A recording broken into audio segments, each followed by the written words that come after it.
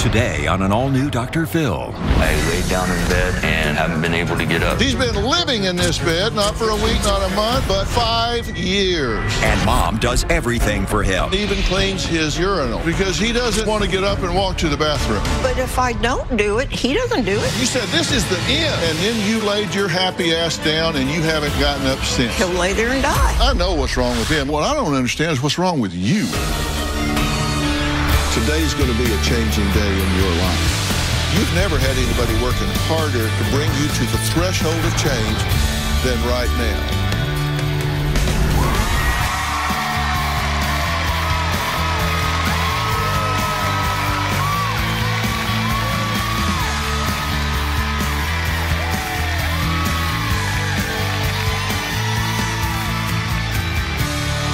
Thank you. Okay. Look at this bed. Looks comfy, clean, maybe good for a quick nap, right? But not for Jess, because he's been living in this bed, not for a week, not a month, but 5, count them, 5 years.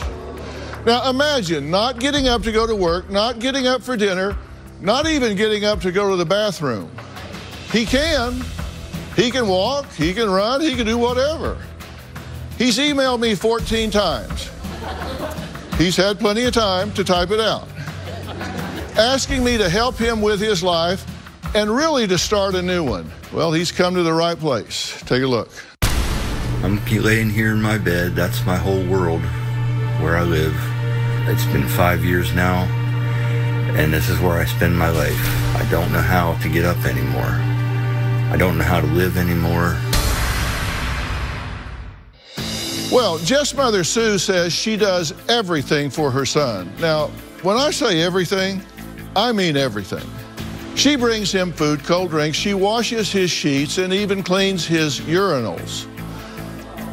I said urinals because he doesn't want to get up and walk to the bathroom. So he has urinals at the bedside. Well, you got to see this. Just take a look. I've been practically living in my bed for the past 5 years at my mother's house. My son Jess stays in bed in his room 24 hours a day, 7 days a week. How you doing, Jess? I had a fiance that I was madly in love with, and we had a messy breakup. That was the end. I laid down in bed and haven't been able to get up. He had a job with a very reputable company. He couldn't keep it because he couldn't get out of bed and go to work. My muscles have atrophied in the past 5 years. I've gained 120 pounds, and it really crushes me. I've only been out of bed about a dozen times in the past 5 years.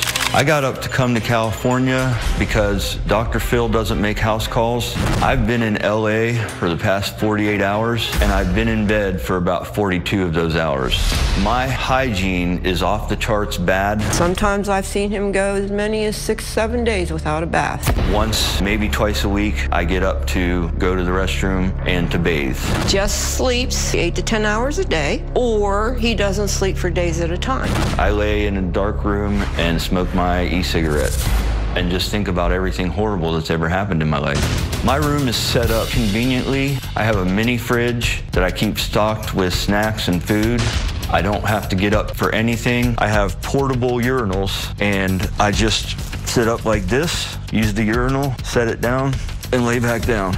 Every day I have to empty the portable urinals. And here we have Jess's urinals, and we usually have an argument about it. I have a routine that I do every day, then I usually don't see him again for hours. My mom, begrudgingly and sometimes spitefully, does everything for me. She brings me food, drinks, mops, she does my laundry. He sends me text messages during the day, like, will you pick me up some drinks on the way home? Can I have pizza for dinner? Taking care of my son is a full-time job. I live in fear that my son is dying before my eyes. Sometimes when I don't hear him or hear his TV on, I'm afraid to open the door because I'm afraid he's going to be dead.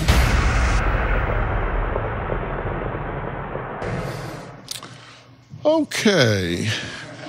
Well, I'm glad you're here. How about you? Very much so. You glad you're here? Thank you, Dr. Phil. How you feel? I'm exhausted. It's been everything I could do to get here. You would have preferred the house call. Seriously. Yeah, but, you know, that's asking a little too much. No, that's asking a lot. How do you feel about being here? Nervous, afraid that you're gonna make me cry. Yeah, you're gonna cry. See? Oh, I knew you were gonna do this to me. There are gonna be tears of joy because you're getting ready to get out of jail. Thank you, Jesus. Yeah. Thank you, Dr. Phil. Yeah. Listen, what do you want? I am here because I have exhausted every resource I have. I just can't seem to function. I can't seem to cope. I'm hanging on by the frayed edges of my pitiful rope, and I just can't take it anymore. I'm terrified that I'm gonna die laying in that bed. I love my mom, but our relationship is toxic as it is right now. Yeah, because you couldn't cripple him anymore if you were hitting him in the knees with a bat. She's very spiteful and resentful and doesn't like to talk to me at all. We argue. Yeah, so she didn't come in like a cheerleader to empty your urinals. When you put it that way, no, she doesn't. Why would Jess get out of bed? He's got a 50-inch TV, video game console, 20 games, a mini fridge right by his bed with sodas, sports drinks, salad, fruit cups, lunch snacks. Then he's got snacks, fig bars, cakes, crackers, chips. Nightstand, he's got chargers, laptops, urinals top of the dresser, coffee pot next to the bed, 2 cats that come by every day. Mom brings him breakfast, dinner, buys him snacks, cleans the bedroom, empties the urinals, runs his bath water, takes him to doctor's appointments, feeds the cats, does his laundry, dusts the rooms, and mops the floors. Yes. Hell, I want to go to bed. I was thinking the same thing. You really, wouldn't you like that? Hey. If you had somebody to do all that for you? Well, for do you a little while. think that's reasonable and fair? No, sir, I don't. I just have completely, over the past 5 years, lost my ability to function. Or you've chosen not to function? For about the first year, I wondered that, and then it just became inability. Well, I kind of made a profile of your life to look at based on your view. And here's what jumped out at me. You said you had a messy breakup. And when you had that breakup, you said, and I quote, "It's the end." We believe ourselves when we tell ourselves things, right? Mm-hmm. We believe what we tell ourselves. You didn't say, oh, rough patch. You didn't say, this is gonna be hard. You said, this is the end. Yes, sir. And then you laid your happy ass down and you haven't gotten up since.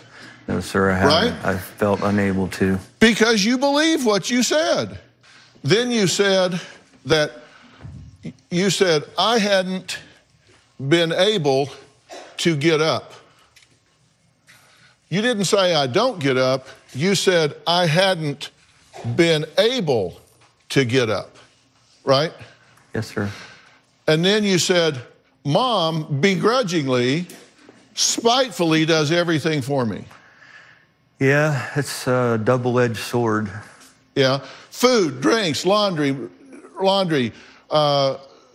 pizza, mops. She doesn't bring you maps, she brings you mops. She doesn't bring you maps because you ain't going a damn place. You're staying in bed. Maybe if she brought you maps, we'd be better off. Listen, I know what's wrong with him. I figured that out the first 10 minutes I was studying this case.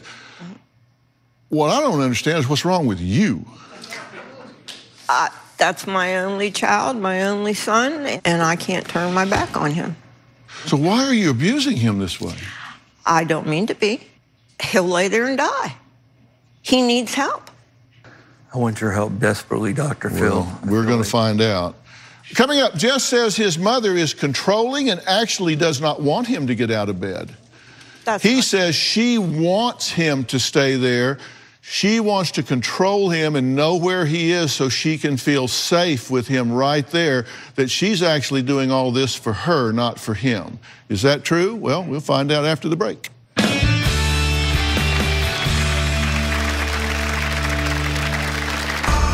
She treats me like I am 12 years old. I believe that she'd be a lot happier if I never got out of bed and left that house.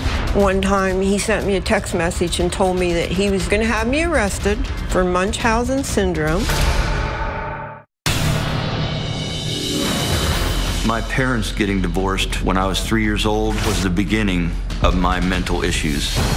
After the divorce, my mom dated a lot of men, and these men were mostly abusive. At the age of 8, I started drinking beer and smoking cigarettes. At age 14, I started going wild partying. That was the beginning of my party life.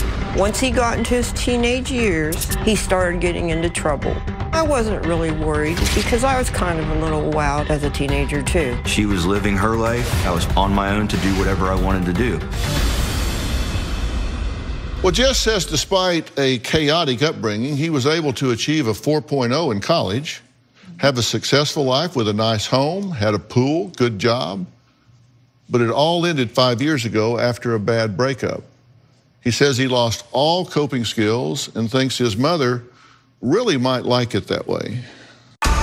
My mother likes to be controlling because she's a control freak. She treats me like I am 12 years old. I always taught him right from wrong. I always kept a roof over our head. I always did everything I could for him. One time he sent me a text message and told me that he was going to have me arrested for Munchausen syndrome. When I looked it up, I was devastated. I've never done anything to him but want him to be better. Once in a blue moon, I will get up, pull myself out of bed just to go sit on the patio or to see my cats. And she will say, "Where do you think you're going?" Like I'm going to a liquor store or something in my underwear. Hey, Jess, where are you going? I'm just going to the porch to look for my cats. They don't sell liquor out there. What are you worried about? I believe that she'd be a lot happier if I never got out of bed and left that house. If Jess really believes that I want him to be in my house and I want to take care of him, he is absolutely crazy. Do you recognize that what you're doing is not working? Yes, sir, but the parts that they're not showing is the times that I did throw him out, the times that he almost did kill himself. Well, we got a problem, Mom. Because I just asked you if you realize what you're doing is not working, and you said yes.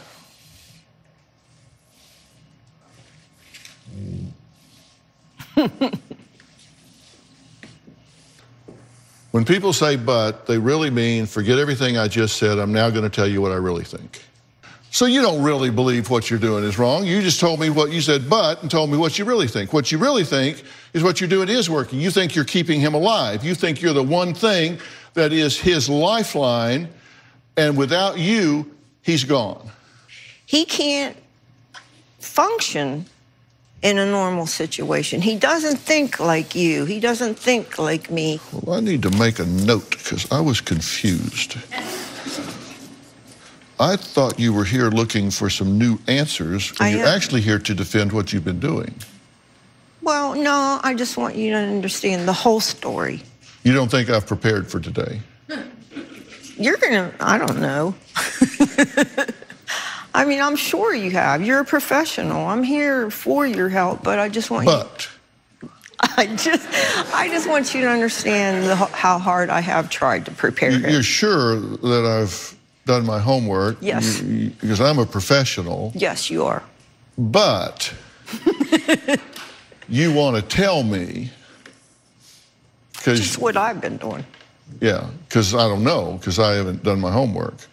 I didn't read everything that you've told us. I haven't listened to the interviews. I haven't studied the tapes from both of you.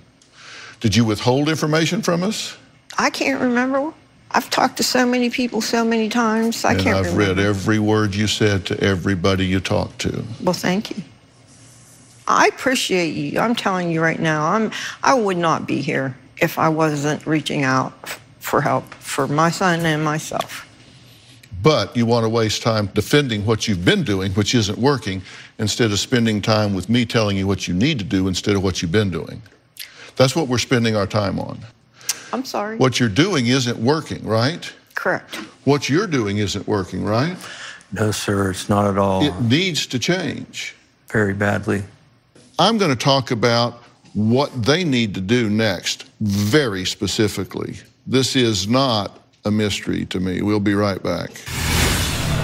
You got a piece of good news? Yes. You've mopped your last floor in his room. You've brought him his last pizza. You've emptied your last urinal. Stop right now.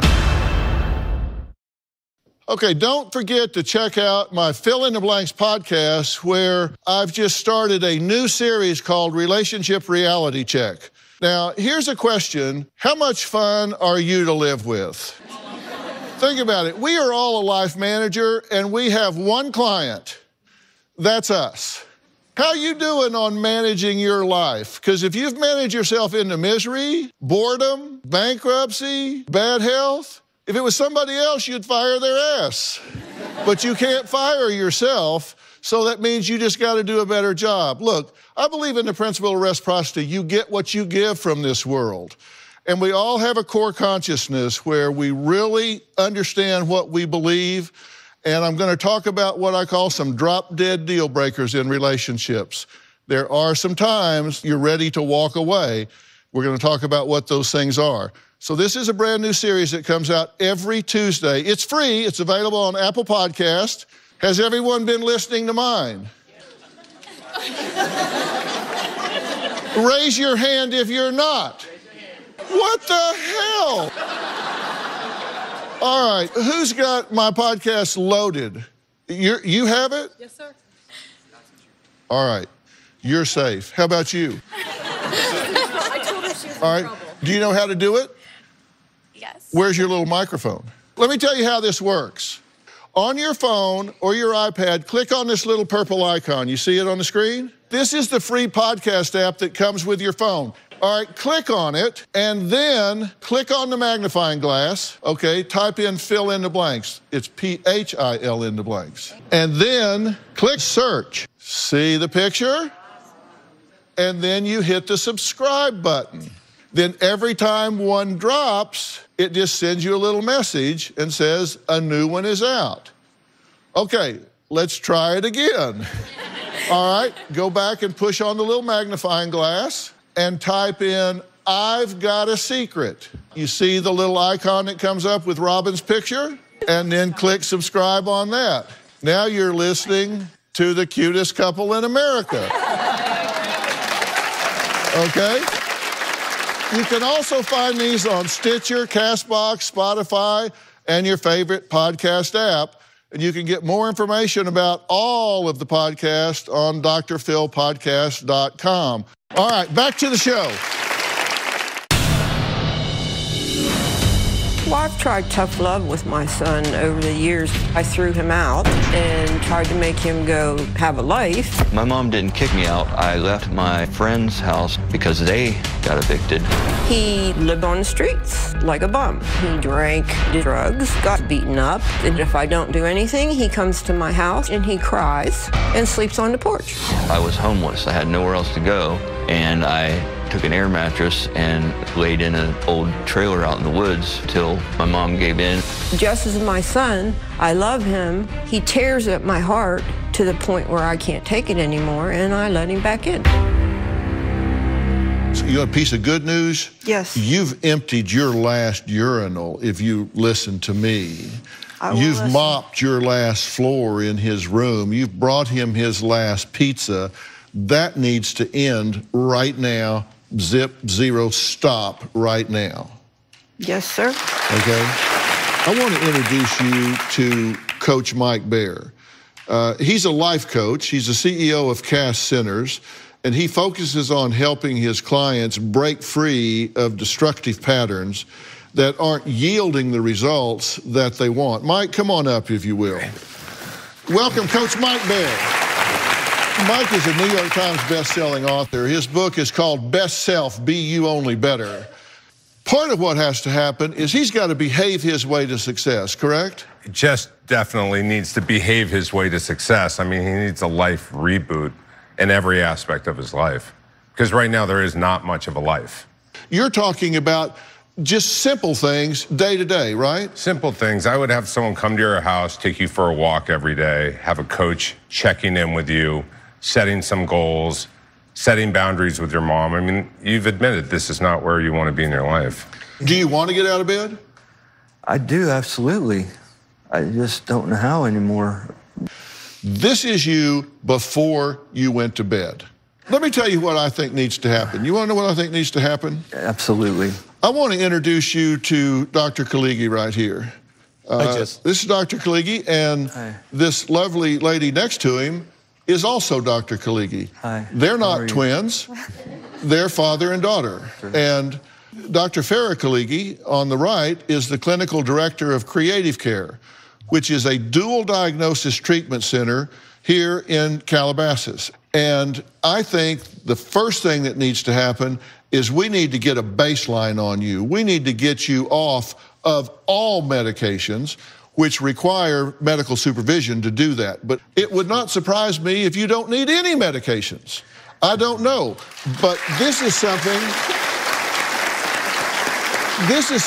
that you guys can detox him, whether they're prescription meds or otherwise. You can take him back to baseline, do some evaluations physiologically, psychologically, and figure out exactly where he is, correct? Like Dr. Phil said, the baseline evaluation to see what you're on, what for, and see if it's working. Clearly it's not, because you're basically being bedridden for 5 years. And while he's gone, we need to do some work with you.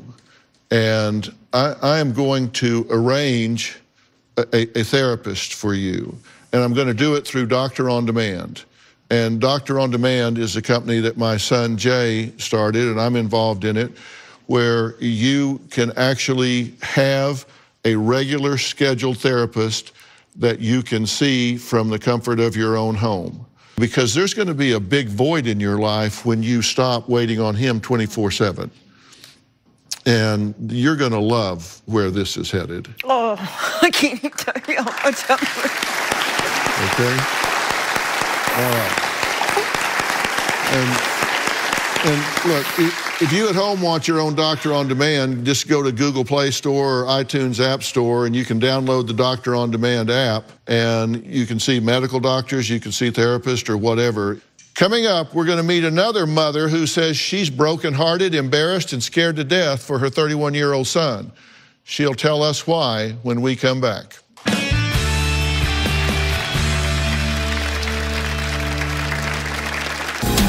Robert been in and out of prison. I've always been a problem child. Robert was suspended 22 times. I wanted to be the badass. He's already been arrested for 3 felonies. If he gets in trouble again, he will get 25 to life.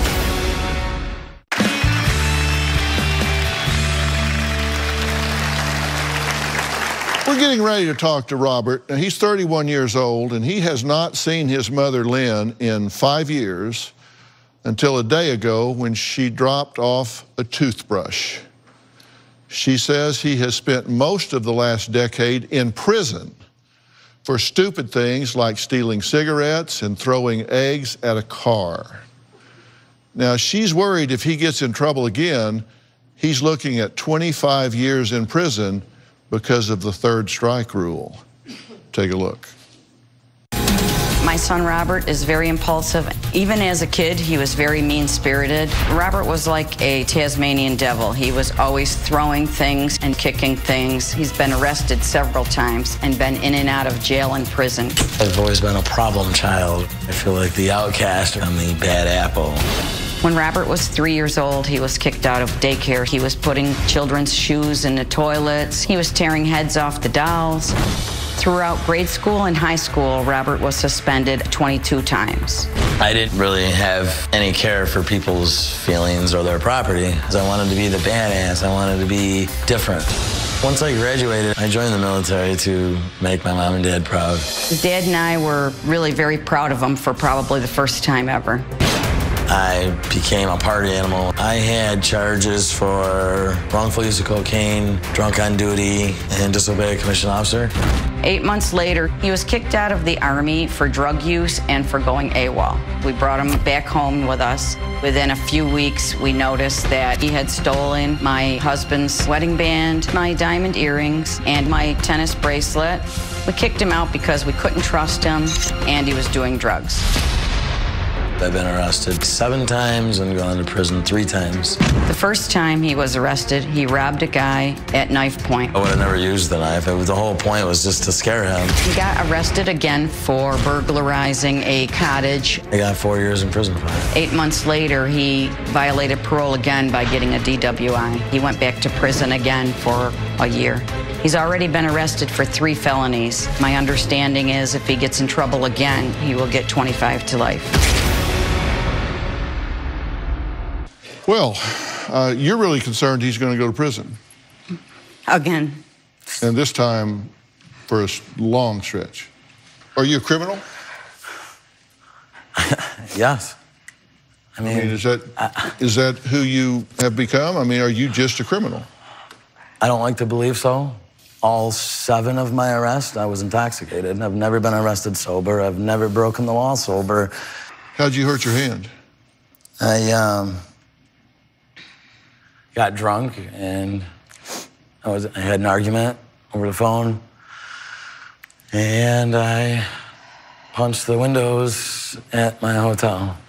When did this happen? Last night. Oh, so you punched the windows at our hotel, where we put you? I did. So you got drunk while you were out here to get help from me? I was scared to death we wouldn't even make it here today. You're on parole, and so you're not allowed to leave the state, but your parole officer made an exception so you could come here today. That's correct. And you came out here and got drunk in the hotel, punched out the windows. I'm guessing the hotel probably kicked you out. They did. I wanted to control this interaction since you hadn't seen each other for 5 years because I didn't want things to trigger. And so we asked you not to interact with him until you were here, but you ignored our request to do so and went to see him. I had brought a toothbrush and toothpaste for him in swimming trunks. We decided that I would just come there just to drop the items off to him. And that was it. I hadn't seen him since. So you completely disregarded our request and did what you wanted to do. Because they've got toothbrushes at the hotel where he's staying. They've got swimming trunks at the hotel where he's staying. They've also got a front desk where you can drop those items off and not interact with him. So you just completely disregarded what we requested you to do. I'm sorry. You're pretty lucky they called us instead of the police. Yeah.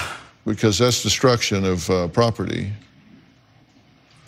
Criminal mischief again. Coming up, Lynn says she blames herself for how Robert turned out. What could she have done differently? We'll talk about that when we come back.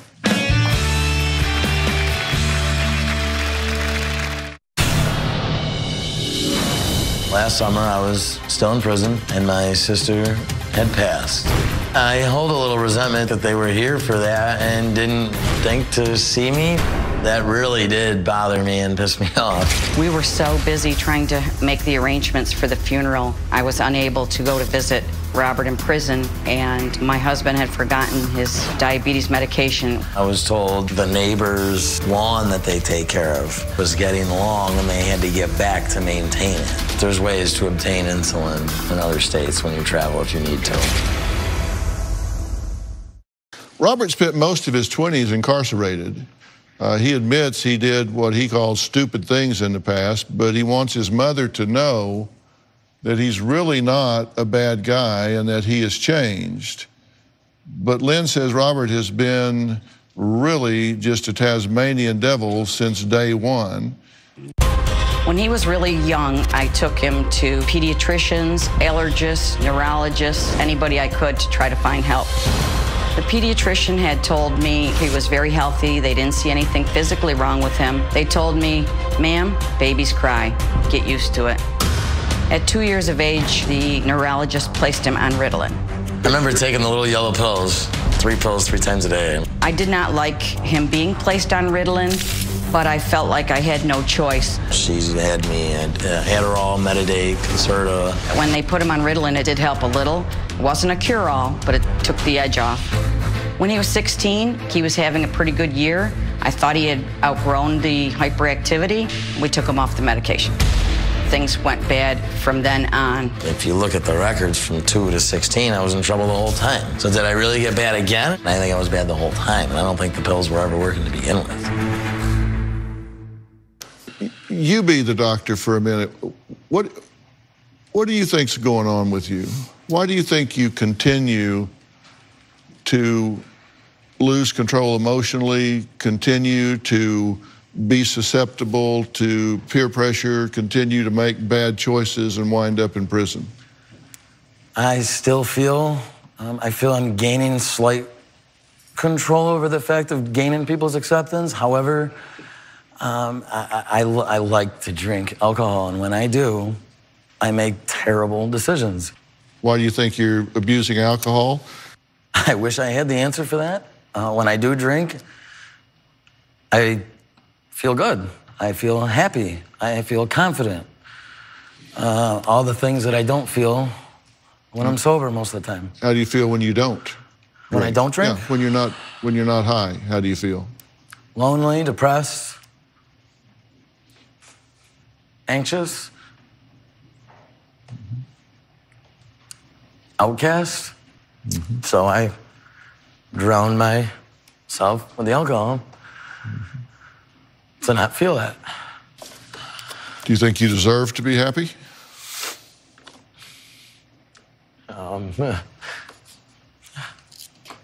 Like to think so. I probably don't, but I'd like to be.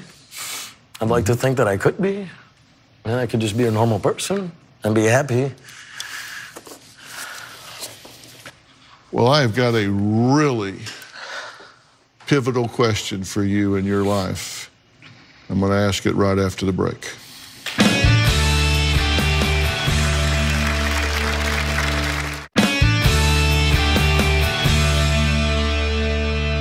So why are you here?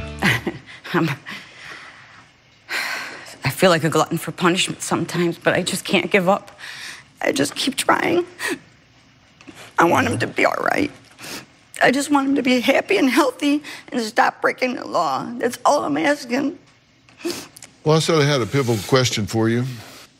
If you could write the script for the rest of your life as it's headed right now, what do you think's going to happen? What's in your future? Just nothing changes. You just leave here today and just go on the same trajectory you're on right now. What's that script look like? I'll probably be dead in 3 years. From what? Who knows? I'll probably get drunk and not see it coming. Is that okay with you? No, it's not okay with me. It's not what I want for myself. I don't want my parents to continuously be disappointed. I want to do right. I want people to be proud of me. I want them to be happy. I want to feel good about myself. I just don't know how. You don't want the world, you just want some peace. That's correct. You know what I believe? I believe that in everybody's life, there are critical moments. There are critical moments where you come to a precipice. You come to certain threshold moments where you can make a life decision, where you can make a choice, where all things wrong can be made right.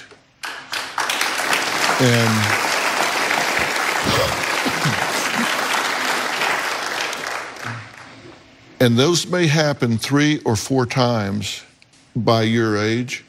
And I believe today can be one of those times in your life.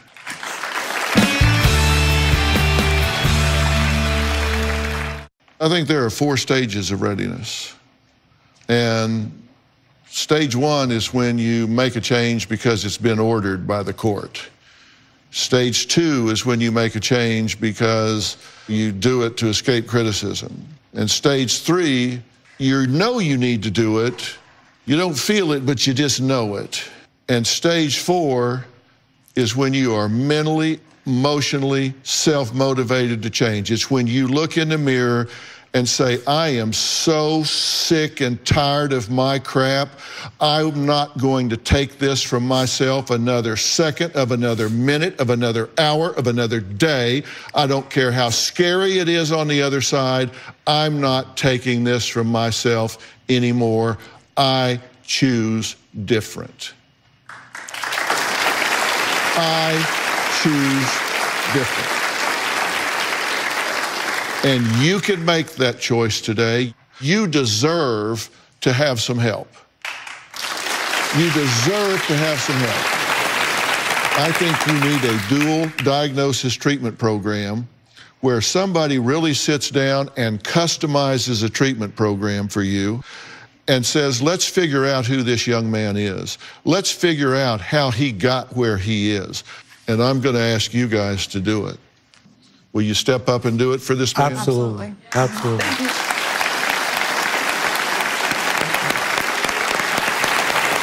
You've been drinking to deal with your anxiety, depression, self-worth, self-esteem. That needs to go. We need to figure out if you need any medication for impulse control and deal with the anxiety and depression and really begin to raise your self-esteem and know exactly what's going to make a difference for you. This is a day that you can change the rest of your life if you're willing to lean into it, and that's what I'm asking you to do. I'm 100% willing. Fair enough? Thank God, thank you. Okay, we're out of time. There's one more thing that I want to say to you. Sitting to your immediate right, look to your right. That's Robert Reams. Robert Reams is a personal and group trainer. He's a certified nutritionist. And I've asked him to come here today because while you're doing what you're doing, you need somebody to teach you how to take care of yourself physically. You need somebody to get you in shape and get you to break a sweat, in addition to what these good folks are doing with you, in addition to the coach that Mike Baer is bringing you. It takes a village, and we're going to surround you. Robert, you can do this with him, correct? Oh, absolutely. Absolutely. You want to do it? Yes. Are you ready? Thank you. You ready to work? Yes. Well, I think they need to help me first to get me where I can work. Well, you can work. Okay. Trust me. And people don't have to be an athlete to exercise and get in shape, right, Robert? No, they do not. They just have to have you just want to have the drive and the opportunity, and you're in a good spot. I want to thank all of my guests today, especially Dr. Scalighi. Thank the both of you for being here. And I really want to thank Creative Care. Also, a special thanks to personal trainer Robert Reams. He is good. I know he's good because he's my personal trainer. And also, Coach Mike Baer, author of Best Self, Be You Only Better. And if you visit CoachMikeBaer.com, you can receive a free personal assessment that will tell you just how ready you are right now to make the changes you want to see in your life. So that's CoachMikeBaer.com. And before we go, I'd like to read the comments you leave for me on my social media. Here's a fun one. Aaliyah commented on my Instagram post, "Phil, will you be my homecoming date?" I didn't know we were on a first name basis. And do you know how old I am? But that's really a question for Robin. I don't know, Robin. No, she doesn't want me to be your homecoming date. Well, there you go. Thanks for the invite. I'm sure you will have options. Who knows? I may share your comment next. You can follow me on Facebook, Twitter, and Instagram. We'll see you next time.